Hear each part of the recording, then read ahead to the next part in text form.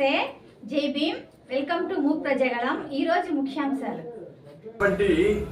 Visakhapatnam steel plant లో జరిగినటువంటి ఘోర ప్రమాదం వల్ల 9 మంది కార్మికులు మరణించడం, సెకండ్ మరి కొంతమంది కార్మికులు అస్వస్థతతో వైద్యాన్ని పొందడం, వారు కూడా తీవ్రమైనటువంటి ఇబ్బందులు ఎదుర్కొంటూ ఉన్నారు హాస్పిటల్లో, సీరియస్ కండిషన్.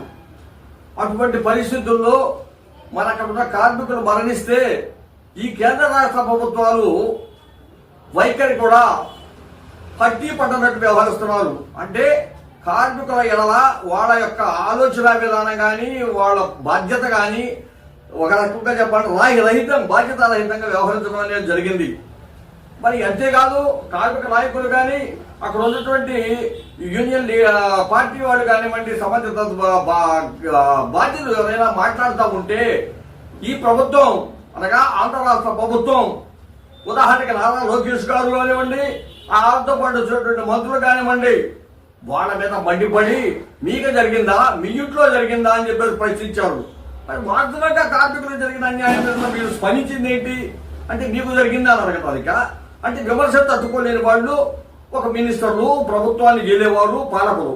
అంటే వారు పాలకులు ఏది చేసినప్పటికీ కొనసాగాలి, వాళ్ళు ఏం చేసినా అభినందించాలి తప్ప విమర్శలు పెట్టకూడదు.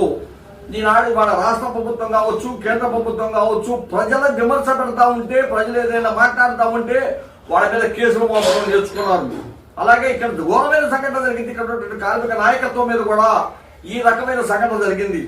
వాస్తవాల్లోకి వెళ్తే 17 లీటర్లకు పట్టేటువంటి ఒక లిక్విడ్, అంటే స్టీల్ లిక్విడ్ కరగబెట్టి దాన్ని ఒక బెడ్ ద్వారా వెళ్తుంది. వెళ్ళే దాంట్లో భాగంగా ఒక టిన్ పడిపోవడం అనేది జరిగింది. పడిపోవడం జరిగితే అక్కడ ఉన్నటువంటి దాని మీద చాలా ఇబ్బందికరమైనటువంటి జరుగుతుంది. అక్కడ ఉన్నటువంటి కార్యక్రమ వర్గం చెబుతా ఉంది, 6 మాసాలుగా చెబుతా ఉంది, 1 రోజు 2 రోజులు కాదు. ఇక్కడ సరైనటువంటి తీరుగా పనిచేయటం లేదు, ఇవి తేడాలు వచ్చినాయి, ఇబ్బంది జరుగుతుంది అంటే బాధ్యత లేకుండా వ్యవహరించింది యాజమాన్యం. అక్కడ సిఎన్డిఎఫ్డి ఉన్నాడు. ఆ సిఎన్డిఎఫ్డికి మాట్లాడితే చూద్దాం చేద్దాం అన్నాడు. చివరికి కార్మికులు కూడా దాని గురించి మాట్లాడడానికి లోపలికి రానివ్వలేదు. అంటే వాడు ఇష్టానుసారంగా వాడు చూసుకుంటూ పోతుంది ఆ ప్రభుత్వమే.